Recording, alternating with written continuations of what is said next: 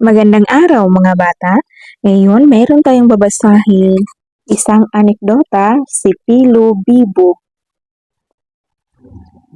Anekdota ni Alan M. Otlig. Ang magandang kinabukasan ay pinaghahandaan. Ang pag-abot ng mga pangarap sa buhay ay bunga ng pagsisikap sa pag-aaral. Karaniwan sa mga may determinasyon ay may matagumpay na kapalaran at ito ay maitutulad sa isang pakikipagkaibigan.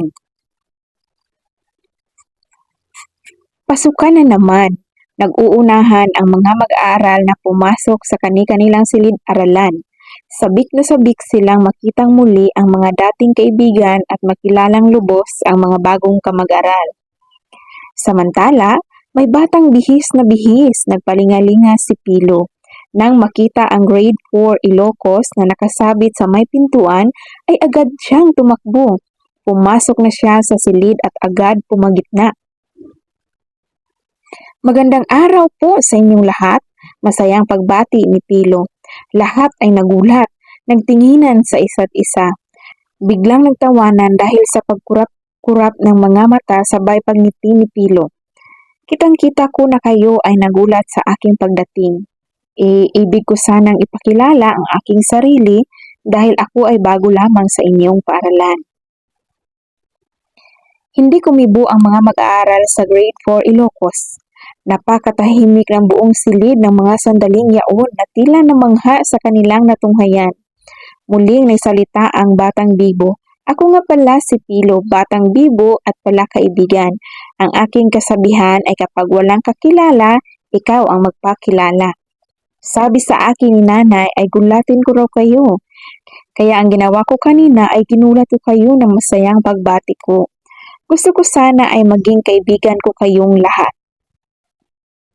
Nagulat ang lahat sa sinabi ni Pilo pagkuan ay nagbulungan ang mga mag-aaral. Habang naglalakad na patungo sa kanyang upuan, isa-isang kinamayan ni Pilo ang mga kamag-aral, sabay tinatanong ang kani-kanilang mga pangalan. Meron tayong katanungan dito. Sino-sino ang mga tauhan sa anekdota? Magaling si Pilo at kanyang mga kaklase. Tungkol saan ang anekdota? Tungkol sa kay Pilo ang Batang Bibo. Paano binati ni Pilo ang mga kaklase? Sa pagsabi ng magandang araw po sa inyong lahat. Ano ang naging tugon ng kanyang mga kamag-aral? Opo, nagulat sila.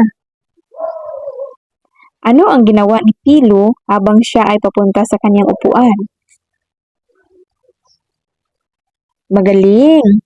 Kinamayan niya ang kanyang mga kaklase. Alam mo ba na ang tekstong naratibong anekdota ay isang uri ng teksto na karaniwang nagkukwento ng isang maikli o paminsang pangyayari, karanasan o kwento. Karaniwang layunin nito ay maglahad ng isang makulay na pangyayari o karanasan sa isang masining at kaakit-akit na paraan. Ito ay maaaring naglalaman ng mga detalye, mga karakter, mga lugar at mga pangyayari na nagbibigay kulay sa kwento.